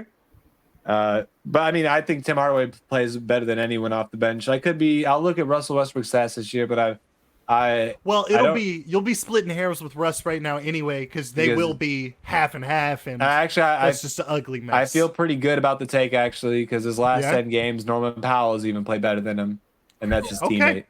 All right. So Norman Powell actually averages better than Russ as well, so I'm pretty good with it. Russ averages 13. Yeah. Powell was second on my list. Over Monk? No, did you mention Naz Reid? No, they're not even in my top 5. Dude, I thought about it, but nope. Naz Reid has been freaking awesome. Yeah, I guess might be watch some Timberwolves games, and he's coming in. I can give you. I mean, the numbers aren't great. It's 12 points on 50% shooting. All that's worse than Tim Hardaway, man. I don't know. Right. The numbers are worse, but he's coming in for Gobert and Towns. And, man, he's had some games where he's literally just ran the other team out of the gym with his 3-point shooting. Really good. I've seen what you're talking about. He does have glimpses where you're like, why is he even off the bench? And for me, the 6-man wins really matter. When I'm looking at 6-man of the year, your team has to be winning. Because for sure, in my opinion, if you're coming off the bench on a bad team, I don't care. I just don't. So Naz Reid. I only named one bad team though, and that was the Jazz with Clarkson. I'm just saying in general. I wasn't saying two. That was an honorable mention too. Yeah, he wasn't on your top 5. No, I'm just saying in general. That wins matter, and the Timberwolves are the number 1 in the West, which is I agree. But he also hasn't missed a single game, and we know I like both of those takes. I like it. I don't know. Powell, though, has been so good. Powell will make like 2 or 3 passes a game where I'm just like, I didn't know he could do that. I mean, he makes some awesome entry passes. They run that play a lot where basically Harden comes up. Do you not have Hardaway anywhere on your list? He would have been my 3rd. Okay. I just gave you 2 people. Okay. But Powell has that play where they come up basically all the time. They run the pick and roll. He gets the ball on the perimeter and then kicks it down into the low block to like Kawhi or something like it. It's been pretty cool. So. No, I hear you. And Naz Reid, go watch some tape. I've seen a lot of Naz Reid, man, and I thought I might have been tripping. I looked into Naz Reid for this award. Thought I might have been tripping. I just re-looked again. and I'm still pretty confident Nasri not being in my top 3 because my top 3 is all that matters to me. And my top 3 being Hardaway, then Monk, then Norman Powell. And my honorable mentions were just guys I thought deserved some love, not deserve the award. Naz Reid is probably above. Naz Reid is above Benedict Mathurin, that's for sure. He's above Karis LeVert, that's for sure. But my top 3 guys, I wouldn't put him above it. But I get the point. Best team does have to mean something in awards, and that's a fair point. That's not something I was looking at wins or. But then again, I picked all playoff teams, so here's it was how like. I think we resolve this, right? Because Tim Hardaway Jr. has better numbers, right? Yeah. Naz Reid, after the points you made about playing every game and being on the best team in the West, like that matters. I think the best way to split the difference is to not give it to either one of them and go to the one guy that both of you guys spoke very highly of, and that is Norman I think Powell. me and him could both agree Norman Powell does not deserve this award. Yeah, okay. I'm fine with giving it to Hardaway over Naz. All right. Actually, I was also wrong about Hardaway. 2 weeks ago, he averaged 17, 2 and 1. He averages 18, 3 and 1 now. Hardaway's been 5% better shooting. Really good. Okay. I like Naz Reid. Oh, my bad. Hardaway just had 36, 8 and 1 tonight. Oh wow. Okay. So he wins. 64% shooting against the Magic, but you get what I'm saying. All right, real quick. I want to just point out that I don't remember if I was the only one to say it, but calling that the Magic were going to fizzle into a 500 team, I just want to be here that I was not high on the Magic. They looked good early. They looked awesome early, but they are showing us that they are still. But they've had a lot of injuries. I think all that did was take the wind out of what could have been an exciting regular season, because we know they're not going to do anything postseason for real. So like them going 500 versus them going number 3 or number 2 in the East, they're still going to lose first round. It just would have been more embarrassing as the 2 seed. How many games did Naz Reid miss? None. All right, 1 second. I was just 21. Oh yeah, no, he's missed some games. He's missed like 5. That's not bad though. I'm fine with Hardaway. I'm absolutely fine with that pick. That's not something I'd want to even argue about. I hear you. He did start in 4 games over the last month, but it's only 4 starts. He's averaged 27 on those starts, by the way. And a lot of it for me is the guys that Naz Reid is coming in to replace. He's coming in to replace Anthony Towns and doing it and beyond they're not effectively. having drop off. Right. So and he looks way better than he did playing with Embiid. Yeah. So I've liked him a lot. Do you have Coach of the Year? I do, but let's get to the next one first. Most Improved Player of the Year. Easy. Tyrese Maxey. Yeah. I have an order after. This is probably going to confuse some people. Maxey, Alfred Sengun, Halliburton, Scotty Barnes, Colby White. I like that. That's in my that order. Except maybe I would tuck Sengun a little bit further down. But honestly, he's had such a big jump. It's not his fault that the guys he's competing with for this award are just better players. Because like Halliburton didn't improve as much as Sengun from last year to this year, even though he's obviously better than him. I disagree. Tyrese Maxey went up 6 points per game. No, Sengun I said Halliburton. Halliburton. I thought you because I was saying we could slide down, Sengun, right? And move a couple of the guys below him up. But then I was it's not his fault that Halliburton is a better player. He got better. His jump from last year to this year is higher than Halliburton's. I'm agreeing. I got you. I thought you were saying Tyrese's was. I got you now. No, I corrected myself after. Any takeaways on that, Josh? Maxey, I picked him at the beginning of the season. That hasn't wavered one time. Honorable mentions to, of course, Scotty Barnes, who has looked better this year. And a bit of a homer take, but Jalen Williams, I'm not saying this guy should be getting votes or anything like that, but I think it's worth mentioning that this guy is playing a significant role on like a fake contender. Some people are saying the Thunder are contenders. I think they're a real contender. I think that's probably a year early. I think they're still kind of in that fake range. But I do think they win a series. At least one. Yeah. And to win a series in the West means that you're probably a contender. Here's the thing, though, is that, I don't want to get too far off, but the way that the West is, they could end up playing the Warriors or the Lakers or somebody like that. I take them over the Warriors. I think Never mind. I I'm gonna would- go there. I I'm would gonna go take there. him. Never I'm mind. just- I'm going there. Hold on. They I wanna sweep the Warriors. No, that's crazy. Now, right they now, will be able to statistically, who has abuse a the better Warriors' big? Who has a weakness. better point guard? Who has a Talk better about 2? it. Who has a Talk better about 3? it. Who has a Talk better about 4? it. Give it to him. I mean, Search it A up. single person starting on the other team has better numbers than a single person starting on the No. Thunder. Shay's literally been better than Stephen Curry. I know. That's I what agree. he's agreeing with you. Yeah. I just don't. I think a sweep is crazy. I think to think I that also made a face. It might be crazy, Thunder is gonna but sweep. 4-1 is the highest I'll go on that series. Here's my thing, That's- right? okay. I think let's we I mean, had I mentioned hope. that I hope. in the West the Thunder win one series, and that pretty much proves that they're a contender. With the West being so packed full of good teams, right? This is gonna sound crazy.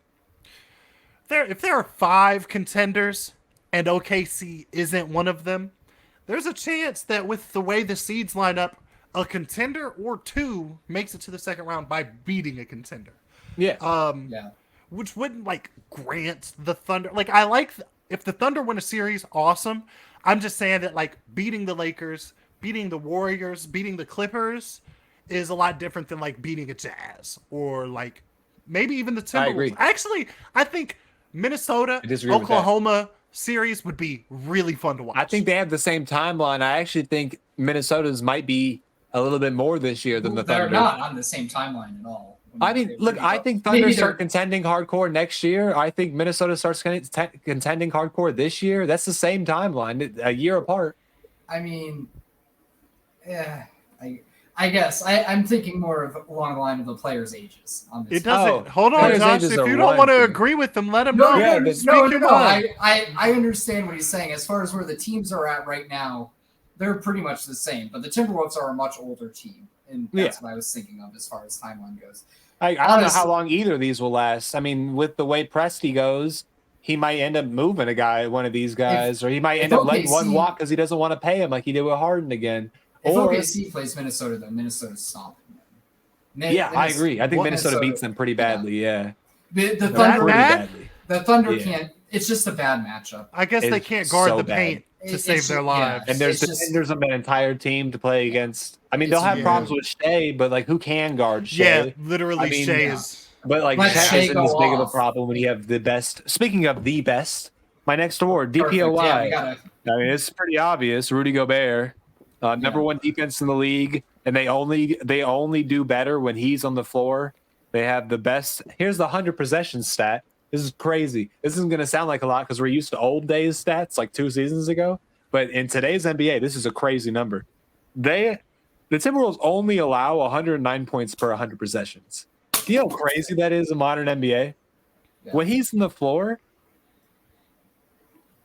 oh no, my bad. When he's on the floor, that goes down to 105. That's ridiculous in today's NBA.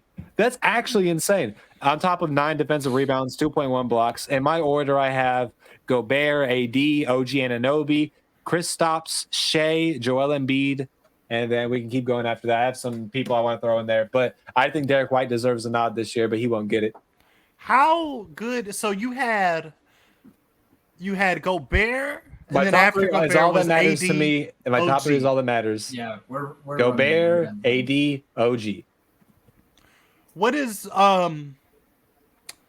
This could be telling on myself, right? How has OG been that much better defensively than the leading steals guard in the league? Because he in guards the Shaq? best defender every night, guards the best the player best. every night.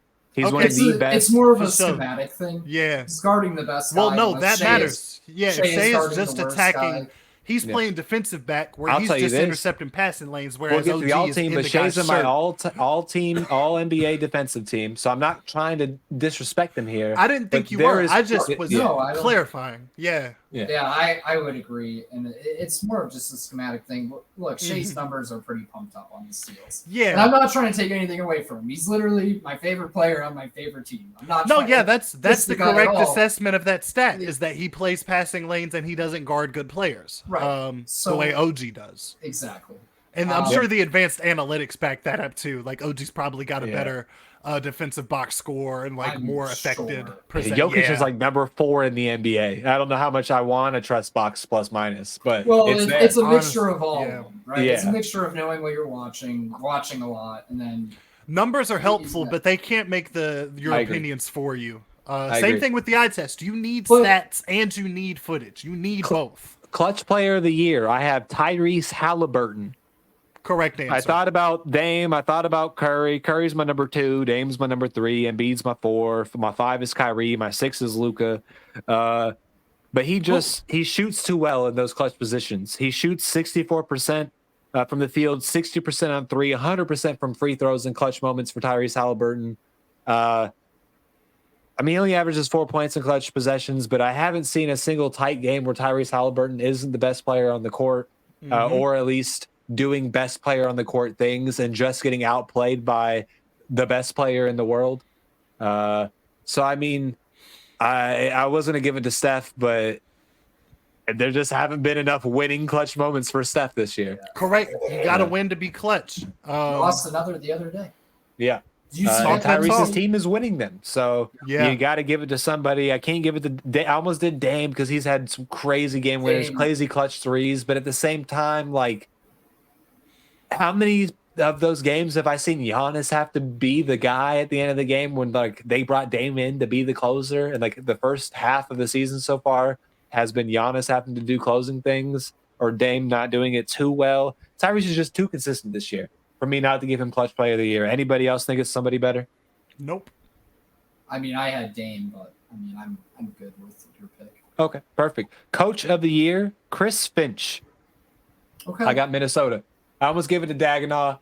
He's my number 2. By the end of the year, this could easily change. Dagenau's done great this year. Thunder coach. Finch, Timberwolves coach. Nobody thought that team would be number 1 seed. Everyone thought this team would just have an Anthony Edwards leap this year, and that's about it. And they've had like 30 leaps plus the leap of Anthony Edwards plus a first seed. You got to give it to who you got to give it to. Plus, he benched one of his best players when they scored 60 points because they were just chucking shots up, and then called him out in the post game. He has the respect of that whole team. Coaches don't make moves like that. You bench Correct. a guy like Cat in the fourth quarter when he's having that kind of night, and then go into the press conference and say that it was disgusting basketball and it was a disgrace, and just call him out and just tear into him the way he did. That's my coach's Yeah, pick. yeah, and I think it's important because because he wasn't just attacking Cat, right? How did Yeah. Cat react? He was Cat reacted pretty well. Oh, pretty perfect. mature. So the next day, he pretty much said, like, I kind of I understand what he's saying, and Well, some of the sound bites from the other guys on the team was like they all contributed to that. And in his post-game interview, he didn't just say that Cat played poorly. He did the thing that a good coach did, and that he tore his whole team down. yeah, Because as a team, they fed the guy to score 62. He had 44 points in the first half. That means he only scored 18 in the second half, the third quarter, and the first part of the fourth before they benched him.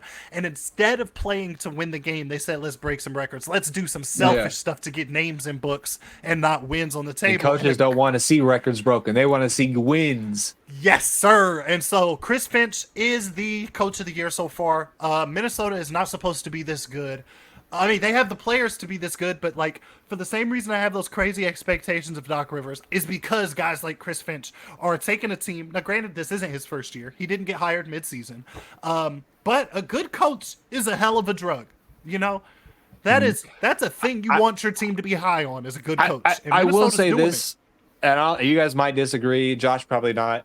By the end of the season, if the Clippers keep doing what they're doing, Ty Lue might end up taking this. yeah.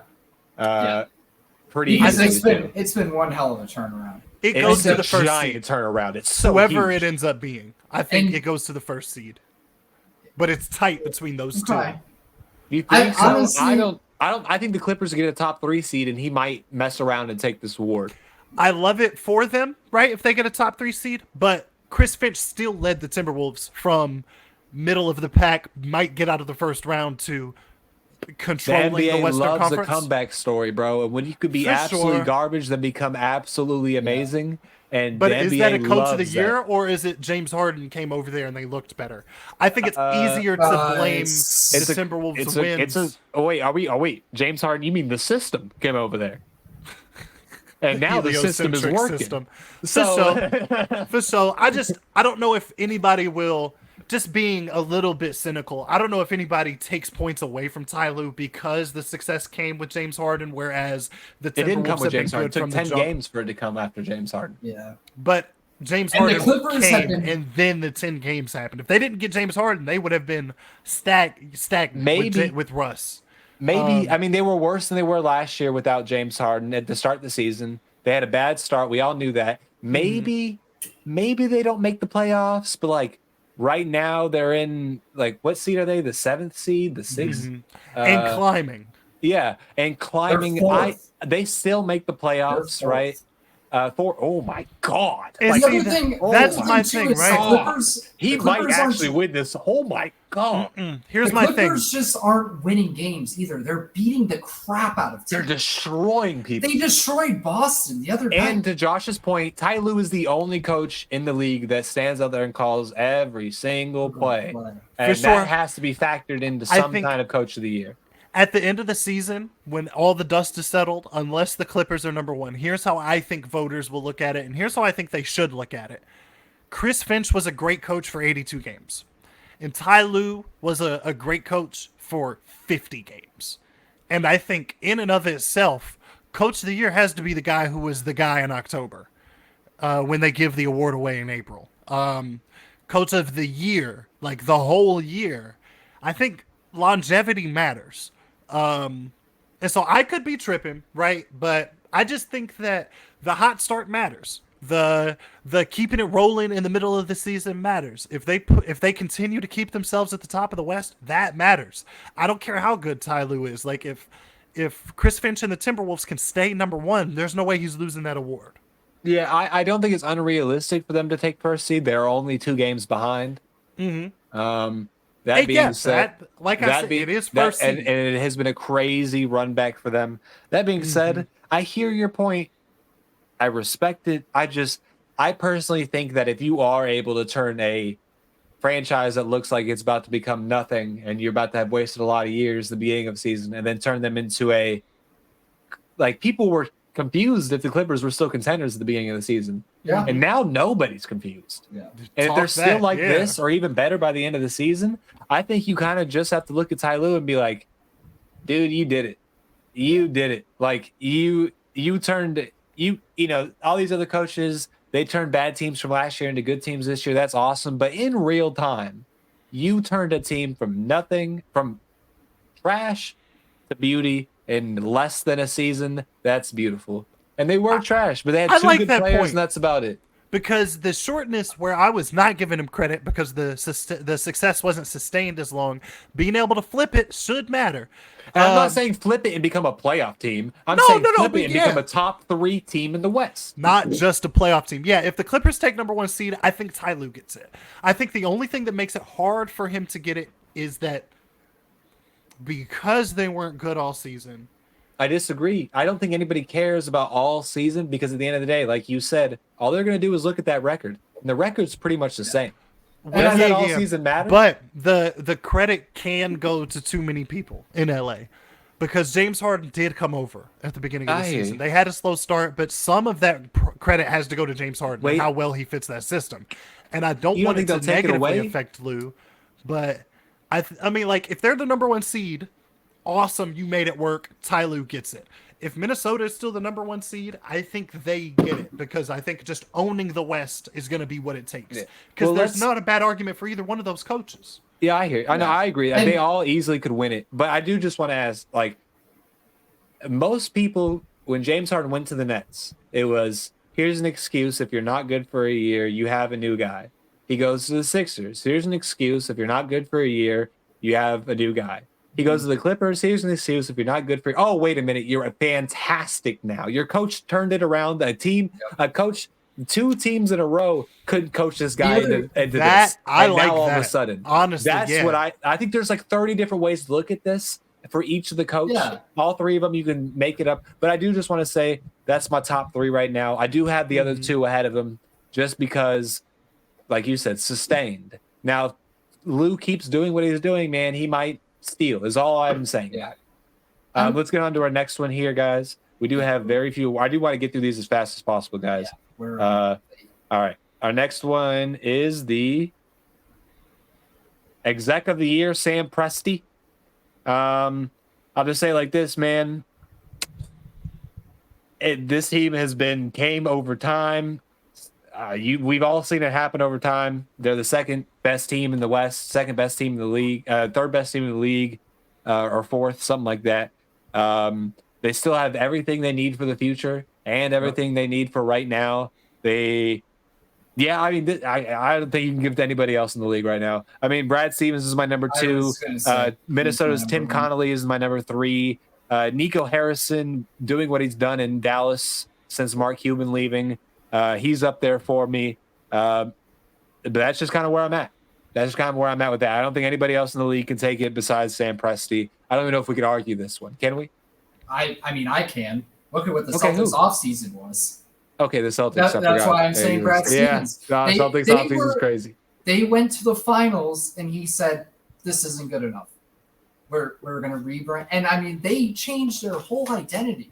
They went from Marcus Smart, and they go out and get Kristaps Porzingis, and they get Drew Holiday. They move Al Horford to the bench. The Celtics, man, they put one hell of a team together. I respect it. And the only reason why I don't have Sam Presti in that is they haven't really made a move this year. And I understand Exec of the Year is more of a combination of years piling up.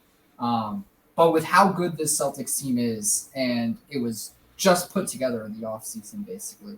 I agree. With the additions of Drew and them. I can argue it. I mean, don't get me wrong. I love the Sam Presti pick. And if you're looking at this from over the standpoint of the past 5 to 10 years or so, I see that. But I think the Celtics is a pretty good argument. The move so far, I like it. I mean, it makes sense.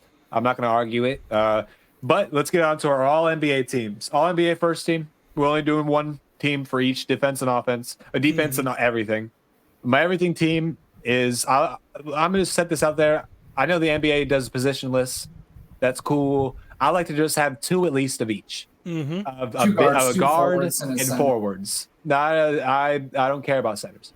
Forwards, guards. I need 2 of each. My All-NBA team is this. Luka, Shea, Giannis, Embiid, Jokic. Agreed. My all-defensive team, let me get this right. I do have my bigs. I can tell you 4 of them. Shea, OG, AD, Gobert.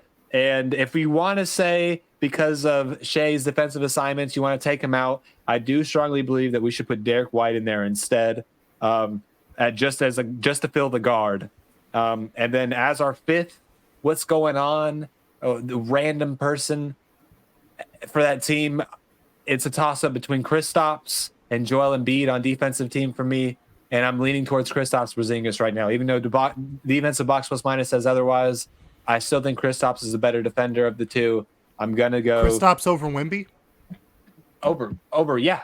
Wemby's not even on this. Yeah, Wemby's not on this for sure. Yeah, not even close. From what I've seen, over Joel is what I said. That's fair. It's just from what I've seen, like the presence of was he 7'5", 7'6", the wingspan. It's but awesome. That's all but just prospects. Give him a couple of years, he'll be there. He's the only one on his team getting blocks. He's the only one on his team doing anything. So, that's fair.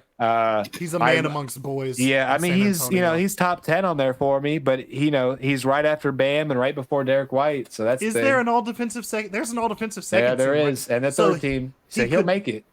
There's not a third. I thought it was all NBA 1, 2, 3, defensive 1, 2.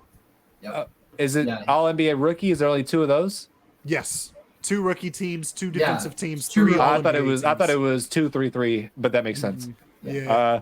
So yeah, I mean he'll make. So yeah, I'm not bugging then. If he's behind Kristaps as the second best center in the league or whatever. No, second best? No, not even close. He's it's Gobert and centers. Let's talk centers. Here we go. People who play center on their teams. Gobert, AD, Kristaps, Joel Embiid, Bam Adebayo, and then I'll put Victor. Wow. You're putting Victor over Chet defensively? Yeah. I mean, his average is more defensively. They're both 6 and 7 at their position. I mean, they're the same person defensively to me right now. One averages more, one has better efficiency. I mean, what are we arguing here with the rest? You're picking colors. Is you're buying a I brand mean, new car and defensively, you're picking Victor's colors. better to me. I don't know. You're saying Chet Okay. is a better defender? I think he's had a better season defensively right now. Yeah. Chet plays on a better system. Not And even that's what makes him look statistically. Not better. even statistically, he's better. Chet has been the anchor of the defense on Yeah, but For a sure, but successful their winning team. defense, their And defense Wemby wasn't even is playing better. center for the first how But many he still games? has 20 more games? blocks, still has more steals. It still has a better defensive box plus minus. I don't Yeah. think wins should matter in defensive player of the year, man. I really do. And in the defensive teams, I really do. I think not. it does. I think it does when you're the only big. They're playing. I have three other bigs in that. I have three bigs in that I'm entire saying team. Chet. I'm saying Chet. Oh.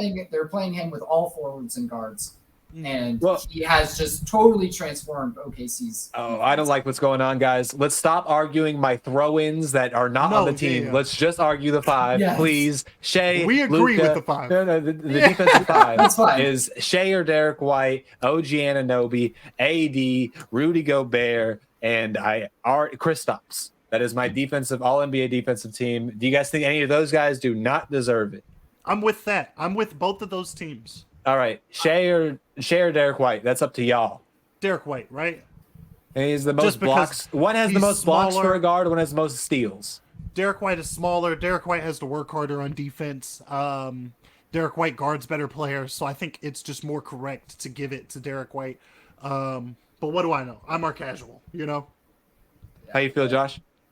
I mean, I could go either way with it. It's hard because of Shea's defensive assignments, but he's also just leading the league by so many steals that it's Yeah. kind of like trippy. But a little bit. that's I feel like that is I If it hate was- to keep and comparing here- basketball to other things, but Shea's defense looks a lot like Daryl Reeves, where he's just Yeah, on but the island waiting to get under the pass, whereas like But if that's so Other- easy to do in the NBA, why is he Yeah. the only one leading the league Yeah, in steals exactly. doing no, this? I'm not- not saying yeah. it's easy to do. I'm And the saying other it's a thing, different too, is- defensive strategy. Is Derek White is surrounded by a ton of defensive Great talent. defenders, yeah. I mean, so I mean, but I he's put little. one of the other guys Just above for him on argument's this as sake, well. How it's about late. how Let's about move Derek on. White's barber? That We'll hairline take- is atrocious. we'll Can take Derek that. White's barber make all defensive team? Regardless, those are our awards, guys. We are an hour and 40 into the show. We have a very Hey, long episode on It's us been a here. great show, and I missed the last one, so we're just catching up, man. That's all Yep. this is. We have one last award, guys. It's a toss-up for me. Two guys scored 70 plus. We have a player of the week. I've said every award so far, so somebody Joel else know Embiid. this. I will Yeah. say this one. We're gonna give it to Joel Embiid Over Luka? over Luka because he Scored scored more? more points. Luka And scored more. Luka, I don't care. Right? Here's my thing. you Luka just scores said that Embiid much. got it because he scored more. Now Luka. Nah, bro. I don't. care. Here's my thing. Right? Luka scores a lot all the time. Embiid While doing drops triple 70. doubles.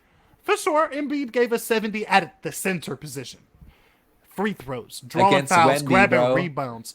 Welcome to the NBA. Yes, that was a 70 that goes. But here's the thing, right? Luka scores so much so often that him dropping 70 something is like, oh yeah, that happened. But when Joel Embiid gives a rookie 70 as like, I'm still here, when you want to be the best center in the league, you got to go through me, Wemby. I don't care if you're tall, you're built like spaghetti. I am your father. 70 points. Here you You know what's go. crazy? I actually just looked at weekly stats. Neither of those guys are on my list now. NBA.com has it correctly. It is Devin Booker or Giannis. One's averaging 42.5 on 63% shooting. One's averaging 30, 15, and 9. So who are we going here? Nope. You let me give out the award. I said Embiid. We're giving it to Embiid, baby. Well, I realize what happens if you pick the awards now. And Hey, this is the same week he ducked Jokic. Hey, Yeah. I He can't. just- I can't. Yeah. he's keeping his legs fresh, bro. Don't hate the player, hate the game, man. But it is a week award and not a game award, and his week hasn't Right. nearly been as good as even. I think I To have be to give it fair, to Devin if Booker, I was dude. Devin Booker is the right choice. If we were gonna pick Yeah, Embiid, it I had was to gonna be say, last week when he Devin did it. Booker, they're He shot 8-2 over their last 60%. 10 games.